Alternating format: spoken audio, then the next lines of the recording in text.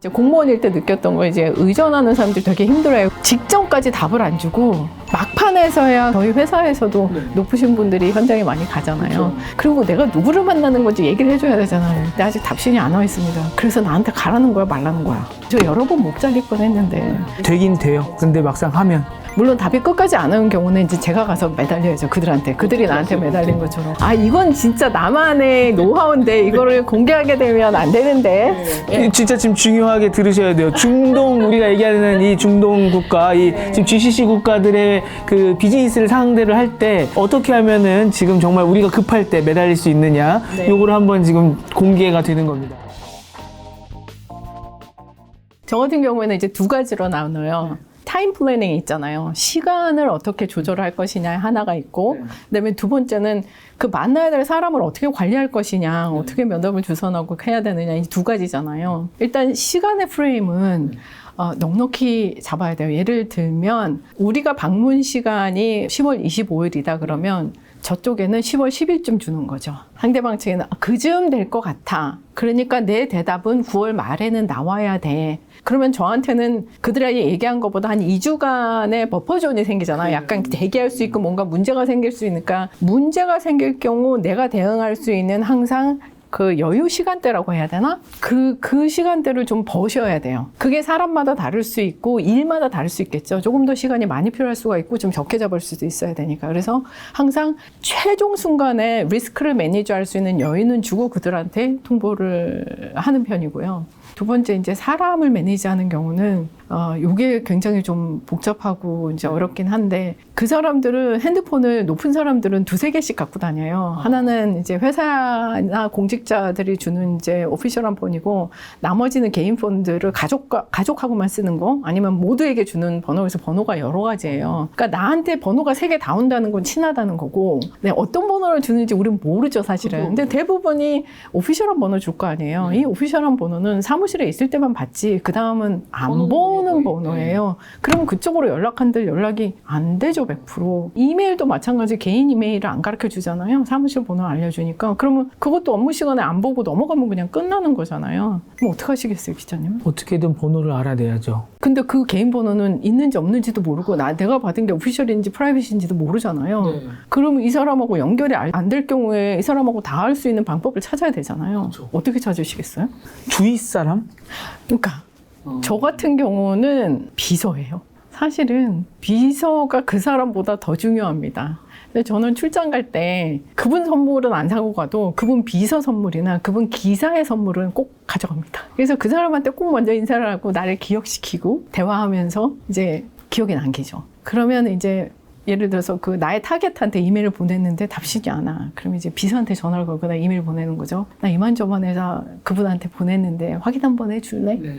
이렇게 되는 거죠. 이런 옆으로 확장되는 네트워크가 맞을수록 안전장치가 늘어나겠죠. 비서나 기사고 둘 다 할 수 있으면 더 좋죠, 사실은. 그렇죠. 그리고 플러스 이 사람의 그 조직 내에 가장 친한 친구가 있을 수 있어요. 이 사람을 뭐 영향력을 미칠 수 있다든지 또 그 사람까지 들어가게 돼서 이 사람 주변으로 관계를 맺게 되면 가장 좋은 건 이 사람의 가족까지 관계를 들어가는 거예요.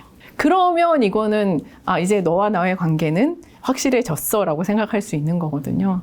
근데 이제 초면에 거기까지는 못 들어가잖아요. 그래서 그러려면 오래 봐야 되니까. 네.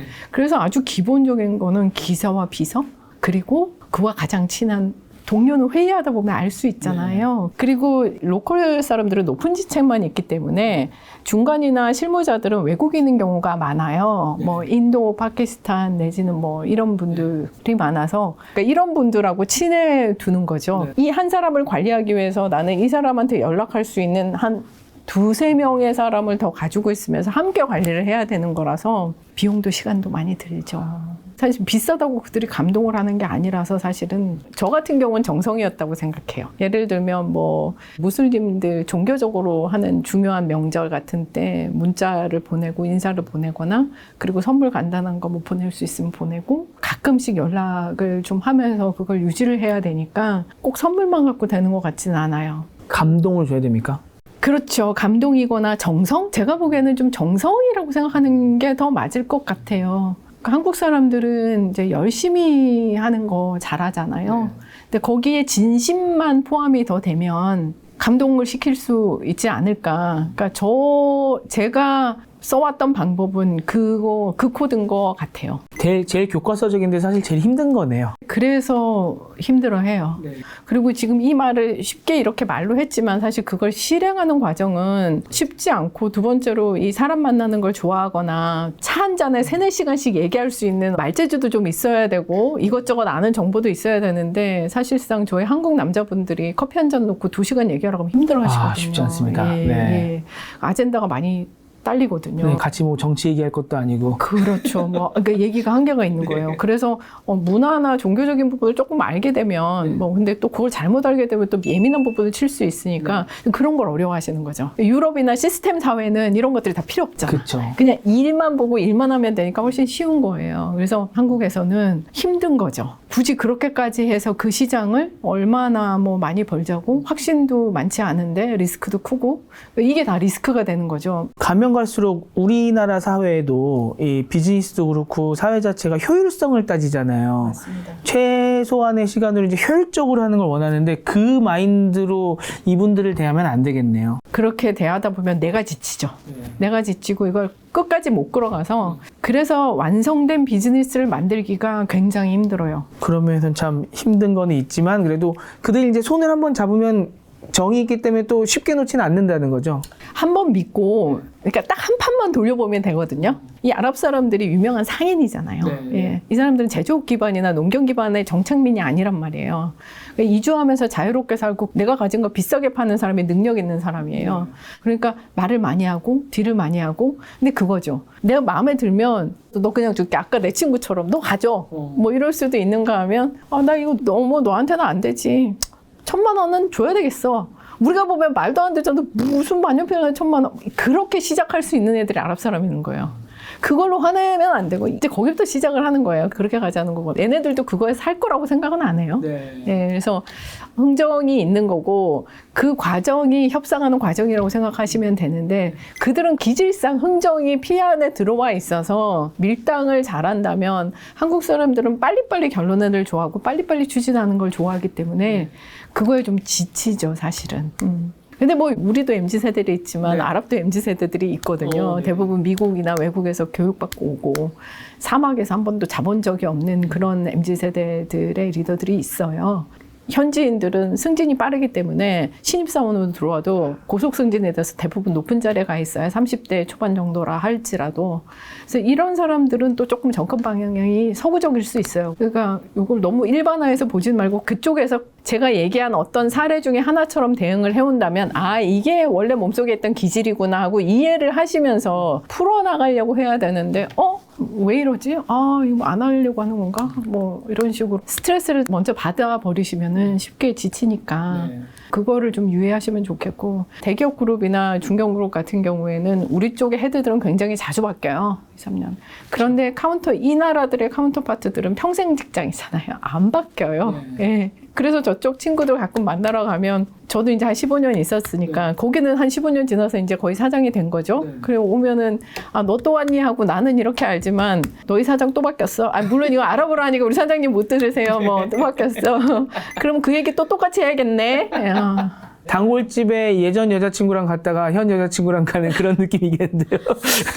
한국 기업 입장에서는 새로 CEO가 됐으니까 그 프로세스를 또 가야 되는데, 저쪽 입장에서는 그게 너무 의미 없을 수 있어서 그래서 어쩌면 좀 실질적이고 실무적인 걸 긴 호흡으로 가꿀 수 있는 책임자에 있는 사람이 지속적으로 끌고 가면은 훨씬 더 이 협상이 이루어질 수 있으니까. 그렇다고 한다면 우리 중견기업이나 오너기업가들 아이디어를 직접 갖고 있는 사람이 대응하는 것들이 훨씬 더 수월하다는 표현은 그렇지만 유리할 수 있다라는 생각은 듭니다. 그러니까 확실히 중동을 대하실 때는 기존이랑 했던 문법이랑은 좀 다르다라는 거를 염두에 두고 하시는 게 좀 유리할 것 같고, 또 뭐가 안 풀리더라도 말씀해 주신 것처럼 그들의 문화를 좀 생각을 해서 한 번은 더 이해해 보려고 해야 너무 스트레스 받거나 하지 않겠군요. 거기서 살아보시면 좀 이해가 되실 것 같아요. 그냥 한국에서 출장만 가갖고 이해하기는 좀 힘들고요. 살면서 거기서 이제 50도 되는 기후도 겪어보고 사람들하고 부침도 겪어보고 또 현지인들과 이제 이야기를 해보면 이 아랍 사람들이 자존심이 있어서 나쁜 얘기를 대놓고 안 한다고 하는 것처럼 또 자기도 사과를 절대 안 해요. 자기 잘못해도요. 그니까요. 그러니까 뭐 예를 들어서 지각을 했으면 너 왜 늦었어? 뭐 이러면 그냥 우리는 죄송합니다 하면 끝나잖아요. 일단 죄송합니다 하면서 들어와야죠. 근데 이제 이분들 와서 뭐 애가 아파가지고 집에다 놓고 오고 뭐 이렇게 해서 이렇게 저희 입장에서 그게 되게 변명처럼 들리고 화가 나거든요. 저도 처음에는 그걸 좀 지적을 했었어요. 그냥 앞으로는 안 하고 조심하겠다면 끝나는 일인데 굳이 그걸 그렇게 얘기를 해야 되느냐. 그게 오히려 나한테는 더 이렇게 변명처럼 들린다 이렇게 얘기는 했는데 근데 시간이 지나서 이렇게 보니까 그게 사과예요. 방법이 다를 뿐이에요. 네. 다른 사람들이 있을 거 아니에요. 너하고 나만 있는 게 아니니까 다른 사람들이 있으니까 사람들 앞에서 그 얘기를 하기가 싫은 거야. 자기 자존심상. 그러니까 어쩔 수 없는 상황에 있음을 이해해달라. 가로치고 미안하다. 근데 그걸 그렇게 사실 받아들이기가 우리 입장에서 쉽진 않잖아요. 그러니까 이제 인내와 너그러움. 우리나라도 저거 있잖아요. 뭐 선물 주면서 오다 주었었다 뭐 이런. 그렇죠. 예, 그런 거 좋아하는 것 같아요. 그런 거 좋아하고. 그래서 저도 초반에는 좀 커뮤니케이션 오류가 좀 있기는 했어요. 예, 거기서 잘하고 공부했음에도 불구하고 한국 사람이라는 게 또 피해 있으니까. 그런데 이제 지나와서 보니까 우리 말로는 변명이지만 그들의 말로는 미안하다다. 이렇게 생각하면 나도 화가 덜 나고 그쪽에서도 그 입장을 이해해 주는 거면 나빠지지 않고 또 열심히 해요. 미안해 하니까. 그러니까 그렇게 좀 이해를 하시는 방법은 어떨까 하고 말씀드리는 거죠. 지금 우리는 이렇게까지 이들을 공부해야 되고 문화적으로 이해해야 되는 이유가 이들의 오일머니가 있기 때문 아니겠습니까? 오일머니를 우리는 어떻게 하면은 좋은 단어는 아니지만 이용을 할까라는 생각을 하실 텐데 그들은 그럼 어떤 관심이 있냐를 알아야 우리가 뭔가 사업 파트너가 될 수 있을 거잖아요. 오일머니를 쥐고 있는 그들은 뭐에 관심이 있습니까? 좋은 질문이신 것 같아요. 제가 공무원일 때 이 국가들, 아랍 국가들을 어떻게 저희 선배님들이 표현했냐면 숨은 잠재력이 큰 나라다. 그 숨은 잠재력이라면 돈이 많으니까 협력할 것은 많은데 왜 숨은이라는 표현을 썼을까? 실제적으로 협력을 하라가 아니고 그게 참 이해가 안 됐었어요.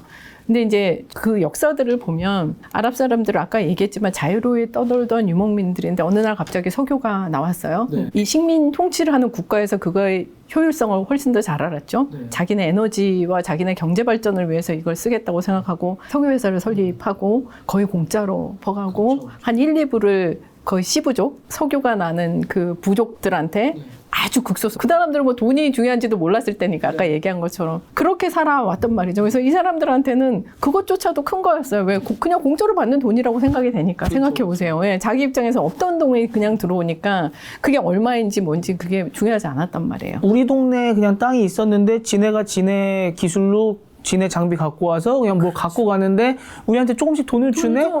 땡큐네? 그냥 이렇게만 생각했을 수 있는 거잖아요. 네, 그게 시작이었던 거예요.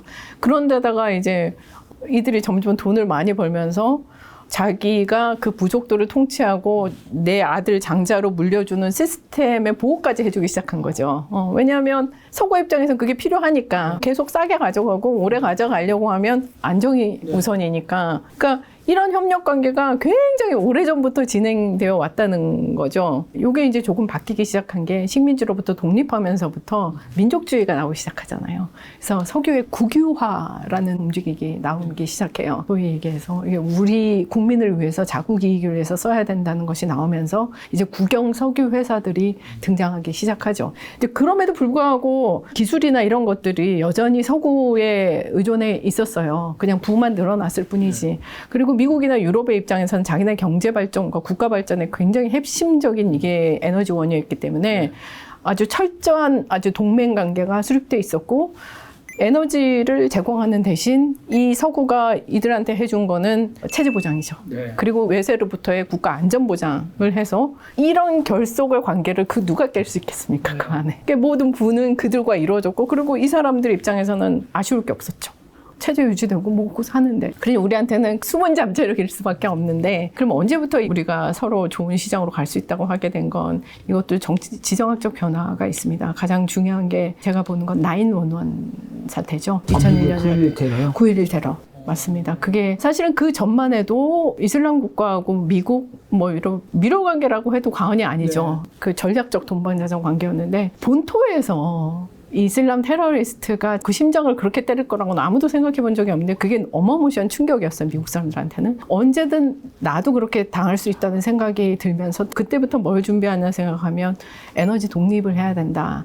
그 지역이 필요한 건 우리가 에너지 자원 때문인데 이렇게 계속 휘둘리게 되면 안 되겠다는 생각을 하고 서구 사람들에게 반이슬람 정서가 강하게 생기게 된 게 그 사건을 계기로 시작이 됩니다. 그때 뭐 런던에도 버스 테러 일어났었고 좀 연달아서 있었잖아요. 네. 테러가. 그래서 그때부터 이슬람 이퀄 테러라는 공식이 이제 생기기 시작했고 그때부터 이제 셰일 오일 개발이 들어가요. 미국에서는. 에너지 자립을 위해서 과거에는 돈이 많이 들어서 안 했는데 이젠 기술도 좋아졌기 때문에 이건 안 되겠다. 돈의 문제가 아니라 정치적으로도 필요하니까 개발해라. 국가에서 굉장히 조용히 많이 밀었어요. 말이 많았죠. 되니 안 되니. 그러나 궁극적으로 셰일은 나왔지 않습니까? 미국이 셰일을 개발하고 있어 진정한 에너지 독립이 일어나기 시작하니까 뭘 할 수 있게 되냐면 미국의 군사를 아랍에서 철수할 수 있게 되는 거예요. 얘네가 굳이 필요가 없다. 그리고 또 뭘 할 수 있게 되냐면 체제 유지를 더 이상 안 도와줄 수 있는 거죠. 과거에는 독재를 하고 권력을 무력으로 잡은 사람도 그냥 유지하게 해줬는데 지금은 굳이 그래야 될 이유가 없으니까 그래서 이라크도 때릴 수 있었던 거고 아프가니스탄도 때릴 수 있었던 거고 그 다음에 미국 철수까지 다 할 수가 있었던 거죠. 이렇게 지정학이 변하게 되니까 아랍 내부에서는 또 아랍의 봄이라는 게 일어나죠. 예. 이게 아랍 사람들이 돈을 버는 거는 가장 큰 게 석유가 있지만 두 번째로는 유럽에 미국에 가서 노동자들이 본국으로 보내는 송금이었어요. 네. 근데 이 테러를 기준으로 이슬람 이퀄 테러가 되니까 그쪽으로 간 사람들이 일자리가 없어지는 거예요. 그러면 어떻게 돼서 봉급으로 송금하는 게 줄겠죠? 그럼 본국에 있는 사람 먹고 살기가 어려워져요. 먹고 살기가 어려워지니까 봉기가 시작되는 거예요. 독재에 항거하는 것들이 나오기 시작하면서 아랍의 봄을 통해서 중동 아랍의 국가들은 뭘 봤냐 하면 미국이 더 이상 우리의 안위를 지켜주지 않는다. 두 번째, 내 시부족 국민들이 나한테 더 이상 복종하지 않는다. 무조건적으로. 그리고 이 북아프리카 지역의 많은 리더들이 국민들에 의해서 사형에 치러졌잖아요. 가다피도 뭐 그렇게 죽었고 사담 후세인도 마찬가지고. 자, 그걸 본 아랍 왕정은 어땠겠습니까? 아랍의 봄 때문에 이슬람 왕정이 자국의 체제 유지를 위해서 스스로 개방 개혁을 시작하는 겁니다. 간담이 선을 했군요. 국민들이 없으면 왕정도 없다는 공식을 이제 생각하기 시작한 거죠. 기름만 갖고 내 왕정이 지속될 수 없고 그러면 이제 이 기름을 다변화해야 된다는 논리가 나오기 시작하는 거예요.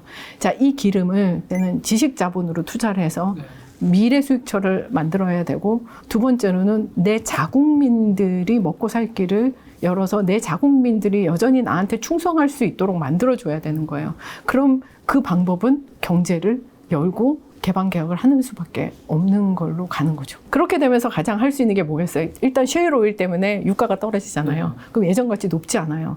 유가가 높지 않으니까 사실 투자하는 것도 그렇게 쉽지는 않겠죠. 벌리는 돈이 확 줄어들겠군요. 미래는 더 줄 수 있는데 특히나 기후변화 이슈 때문에 이제는 탄소 딜까지 확인을 해봐야 되는 거예요. 화석 에너지를 계속 쓰려면은 탄소까지 컨트롤을 해서 최소한 제로는 만들어야 이 사람들이 계속 이걸 팔 수 있다는 얘기군요. 그렇지 않으면 이게 점점 더 비싸져서 못 팔기 때문에 그럼 자 이런 상태에서 우리가 할 수 있는 선택지는 그닥 많지 않아요. 그러면 예전엔 석유를 가지고 있어서 국제사회 리더십을 발휘했는데 이제는 석유도 아니고 세큐리티도 아니라면 그럼 우리는 뭘 해야 되느냐? 미래의 선진 기술을 선점해야 된다는 걸로 갈 수 있겠죠. 그러다 보니 사우디나 UAE나 카타르가 비슷한 쪽의 개발 개혁을 낼 수밖에 없는 게 그렇다는 거죠. 생각보다 우리가 생각했던 이슬람보다는 훨씬 더 발전지향적이네요. 그렇죠. 그 예전에는 석유로만 가지고도 체제가 안정될 수 있고 돈으로 유지될 수 있다고 했는데 이제 알아봄 이후로는 그게 아니라는 거죠. 국민을 위한 정책이 돼야 되고 국민의 복지가 우선돼야 된다는 걸 알기 때문에 그렇게 바뀌어가는 거죠. 그리고 에너지 자원을 계속 가기 위해서는 국제사회 대응이 있어야 되고 리더십이 없으면 자기 왕정 체제가 보호받을 수 없다는 걸 봤기 때문에 그래서 이제 중국이 굉장히 중요한 카운터파트로 등장을 하게 됩니다. 왜냐하면 미국과 유럽이 우리를 버렸는데 여전히 우리를 좀 중요하게 만들려고 하면은 적의 적은 친구가 되는 거잖아요. 예, 그러니까 중국과 가까워질 수밖에 없는 거고 그다음에 가장 중요한 거는 중국이 성장을 하면서 석유를 중동에서 가장 많이 수입하는 게 중국입니다. 미국은 더 이상 중동에서 석유를 많이 가져가지 않는다고 에너지 독립을 했다고 했잖아요. 지금 중동에서 나는 석유의 대부분 80% 이상이 중국이 사가고 있단 말이죠. 그러니 굉장히 중요한 고객일 뿐더러 게다가 사회는 지금 중국과 미국의 디커플링이 일어나고 있잖아요. 그 경쟁 구도 속에서 미국은 전략적으로 버릴 수는 없어요. 이거는 세큐리티 차원에서 항상 가지고 가야 되고 멀지도 가깝지도 않게 유지를 해야 되는데 유지하려고 하니까 중국도 필요한 거죠. 그러면 중국과 미국이 지금 경쟁을 하고 있는데 어느 한쪽에 쏠리면 또 문제가 되잖아요. 잘못하면은 상대편한테 보복을 당할 수 있죠. 수도 있죠. 그래서 이들이 필요해진 게 제3지대 동맹인 거예요. 양쪽 언어에도 걸치지 않는 사람들끼리 모이는 어떤 연맹체와 협력이 필요하게 된 거죠. 이들이 미국이랑 중국과 협상을 할 수 있을 정도로 협력체가 좀 커져야 중간에서 뭔가 역할을 해줄 수 있겠군요. 그럴 수도 있고 경제 협력도 마찬가지죠. 뭐 미국이 지금 중국에 수출하면 안 된다는 기술 뭐 이런 것들 굉장히 많잖아요. 지금 이 아랍 국가들이 갖고 싶은 게 많은 건데 그런 것들을 가지고 오려고 하면 제3지대에서밖에 이제는 없거든요. 그럼 이들이 생각하는 제3지대는 일본이나 싱가포르, 뭐 한국. 아랍 국가가 한국에 있어서 굉장히 좋은 인식을 갖고 있는 거는 그때 약볕 50도의 사막에 도로를 놓은 게 우리 아버님들 아닙니까? 네, 맞아요. 도로를 놓고 왔는데 지금도 사우디의 높으신 분들이 뭐라고 얘기하는가 하면 가장 최근에 중국 사람들이 와서 도로 놓은 거는 비만 많이 오면 거기다 폭우가 쏟아질 때가 있어요, 갑자기. 그러면 도로가 유실되는데 30년 전에 한국 사람들이 놓은 고속도로는 아직도 건재하다. 그래서 한국은 대단한 사람이다. 그리고 그들이 우리가 노동자로 있다가 지금은 우리가 그들과 협력하는 상대가 된 거잖아요. 그렇죠. 한 30년 안에 우리가 어떻게 발전하는지를 눈으로 본 거예요. 더군다나 한국이란 나라는 자기들이 가진 석유 자원도 하나도 없고 아무것도 없이 사람만 있는데 어떻게 이걸 일궈냈지가 이들한테는 굉장한 퀘션 마크고 경외 대상이에요. 그래서 자기네들도 가장 중요한 게 이 국민들의 수준 향상이거든요. 그래서 한국에서 받고 싶은 것들이 여러 가지가 생긴 거예요. 기술 이전, 그리고 이 사람의 어떤 교육 수준, 열심히 일하는 거, 뭐 이런 것들을 받고 싶어 하기 때문에 이제는 그들이 우리를 녹화하기 시작한 거죠. 아, 그들한테 우리가 매력적인 존재였군요. 요즘에 들어서 이런 지정학이 변하면서 매력적인 존재가 된 거죠. 그래서 과거에 저희 선배님들이 얘기했던 숨은 잠재력이 아니라 이제는 잠재력 있는 국가가 우리를 문을 노크를 했기 때문에 그래서 우리도 이젠 가볼만 하다가 된 거예요. 우리가 중동을 요즘 얘기를 하는 거는 그들이 우리를 이제 쳐다봐주기 때문에 우리가 해보자는 거지 사실 과거에는 우리한테 아쉬운 게 없었다는 거죠. 그럼 지금 우리가 중동을 가고 싶어 하는 게 우리의 짝사랑만은 아닌 거네요? 아, 그럼요. 예, 우리의 짝사랑만은 아닌데 이제 조금 이제 그러나 좀 세월이 어려워진 건 뭐냐 하면 이분들도 많은 그 선진국 사람들하고 대하고 유럽하고 미국을 대하면서 자기네 돈을 어떻게 써야 되는지를 굉장히 잘 알고 유럽 사람들을 자기한테 어떻게 했는지를 배웠어요. 우리도 뭐 욕하면서 배운다고 하잖아요. 기름 다 빼가고 한 푼씩만 주고 이랬던 거를. 그런 게 있을 수 있어요. 그래서 돈은 있지만 그것을 뽑아내는 건 쉽지 않을 수 있어요. 말씀해 주신 것처럼 아라비아 상인 출신인데 원래 그 유목민과 상인은 가진 게 없잖아요. 맞아요. 가진 게 없는 상태에서 사고 팔고 하면서 남겨먹는 사람이었는데 지금은 가진 게 뒤에 이만큼이나 있으면 얼마나 대단한 상인이 됐겠습니까? 그렇죠. 그렇죠. 그러니까 우리가 대하는 게 쉽지는 않겠네요. 쉽진 그들한테. 않습니다. 그래서도 이제 중동을 상대할 때는 국가 차원에서 나서는 경우가 그런 이유기도 하고요. 중소기업들이나 스타트업 수준에서 상대하기에는 스킬들이 부족할 수 있기 때문에 국가가 이제 엄브렐러를 좀 씌워주는 그런 과정이 필요한 국가이기도 하고 그래서 실제로 이제 국빈 방문이나 그런 것들이 이루어지고 있는 거죠. 아, 부사장님이 25년을 하셨는데도 이렇게 어렵다고 하시면 이게 아, 근데 세상에 뭐 비즈니스를 해본 분들은 다 알겠지만 아까도 뭐 유럽, 미국은 시스템으로 돌아간다고 했지만 사실은 거기서 사업하기도 어렵습니다. 돈 버는 건 어디서 어렵고요. 제가 너무 이제 최근에 중동의 돈이 너무 금빛으로만 그려지는 것 같아서 조금 현실로 좀 끌어내려서 하는 얘기지 제가 하는 얘기보다 쉽게 보실 수도 있어요. 예, 그러니까 가장 어려운 경우 이렇다라고 생각을 하시면 될 것 같아요. 예. 중동의 이 부가 금빛이냐라는 게 뭐 정말 돈 많습니까, 그들? 돈은 있습니다. 돈이 있습니까? 그러면은 이게 해볼 만한 것 같고요. 돈은 있습니다. 예. 돈도 있고 돈을 가져와야죠. 예. 예전에는 이제 노동을 해서 가져왔지만 첨단 지식 산업으로 해서 이제 가져올 수 있는 기회가 됐다. 뭐 한 20년 전만 해도 그런 첨단 지식 산업은 미국, 영국, 선진국하고만 보려고 하고 우리 쪽을 무시했는데 이제는 우리 쪽을 인정하고 있다라는 거죠. 정치적으로도 그렇게 됐고 실제로 우리가 그런 역량을 보여줬고 네. 우리 한국 문화 콘텐츠도 마찬가지고 기술적인 부분에 네. 있어서도 인정을 하고 있으니 타이밍은 괜찮다. 그리고 이들이 한국을 굉장히 잘 안다. 예전같이 일일이 다 설명하지 않아도 되니까 판은 괜찮은데 막 주머니에서 돈이 막 나올 거라고 생각하고는 가시지 마라. 네. 그거죠. 그렇죠. 아니, 그러니까 그렇게 가면 사실 도둑놈 신부 아닙니까? 우리도 그들한테 돈을 받으려면은 또 충분히 성의 있게 해야 되는 건데. 얼마 전에 두바이에 가서 두바이 공무원을 만났거든요. 그러더라고요. 야, 우리 지금 승진하는 제일 조건이 뭔 줄 알아? 그래. 우리 돈 아니고 남의 돈으로 사업해서 성공하는 거야. 자기네들도 그 남들의 시선을 아는군요. 네, 이제는 자기네들이 100% 돈 쓰는 거 잘 안 해요. 과거에는 했어요. 뭘 모르니까 역량도 안 되고. 근데 이제 경험치로 배워서 이제는 바뀌었다는 거죠, 애티튜드가. 그래서 쉬운 돈은 없어요. 사우디도 보면 네온시티니 2030년 뭐 올림픽부터 뭐 엑스포 월드컵도 외자 유치로 많이 하려고 하잖아요, 그 개발을. 네. 그래서 그들도 남의 돈으로 하려고 하니까 또 우리가 그들의 돈을 받으려고 하면 얼마나 어렵겠습니까? 그렇죠. 과거에 그런 또 배경에는 먹튀를 한 외국 회사들도 많아요. 돈 받아놓고 제대로 일 안 하고 없어지고 뭐 그런 경우가 많기 때문에 이제는 너희들도 책임지라는 거죠. 일부 책임지는 모습을 보기 위해서 형식적으로라도 이런 사람들이 생겼다는 거예요. 꼭 돈을 갖다 쓴다기보단 내 돈을 넣으면 너도 조금 더 책임 있게 할 거 아니냐. 이제 이런 취지가 되는 거죠. 그들도 조금 시스템화가 되는 것 같기도 하고. 그렇죠. 예, 그렇게 가겠죠. 네. 근데 그러면 말씀해주신 그런 첨단 지식 사업 중에서 네. 조금 더 분야를 들어가면 어떤 분야들이 있는지를 말씀 주시면은 지금 보시는 분들이 나도 해볼만 할 텐데 라는 생각을 하실 수 있을 것 같거든요. 조금 더 분야를 나눠주실 수 있을까요? 요거는 국가마다 조금 다르기는 한데요. 핵심적으로 지금 세 나라만 좀 보자면 사우디아라비아, UAE, 그리고 카타르 정도만 좀 들여다보자면 사우디 같은 경우는 인구가 굉장히 많죠. 다른 두 나라에 비해서. 거기에 자국 인구가 70% 이상 되니까 생산성 있는 제조업이 들어와야 되는 거예요. 자국 인구에 직업이 없으니까. UAE나 카타르 같은 경우에는 자국인이 굉장히 작아요.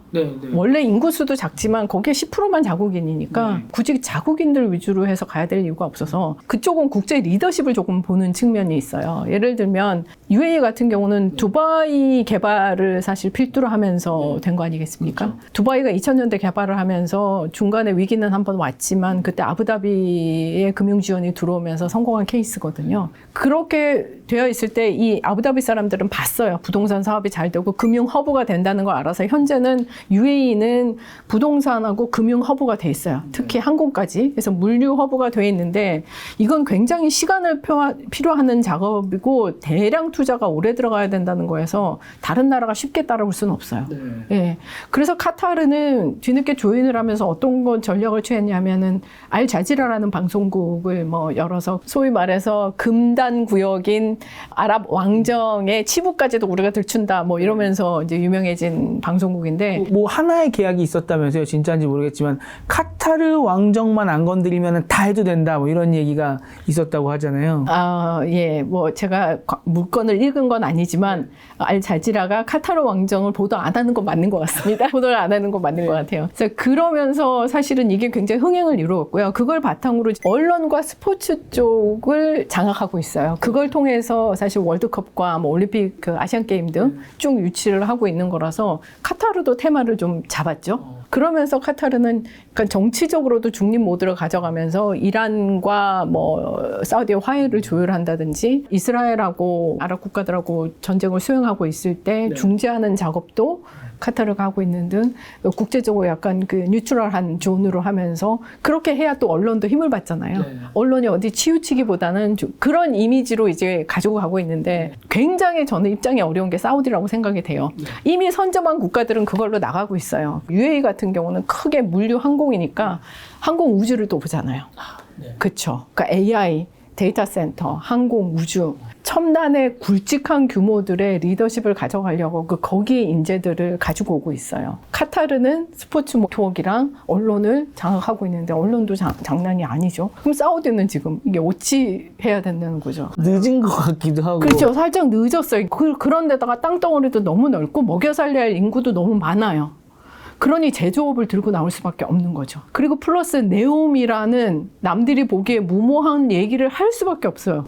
왜냐하면 두바이하고 카타르 대비해서 특색을 가져가자면 그 정도는 돼야 되는 거고, 저 라인처럼 그렇게 통로를 해야만 되는 건 아까 얘기한 대로 뜨거운 사막에 돌아다니고 플랜트를 심으려면 전체를 통으로 그렇게 만들 수밖에 없는 거예요. 이동 자체가.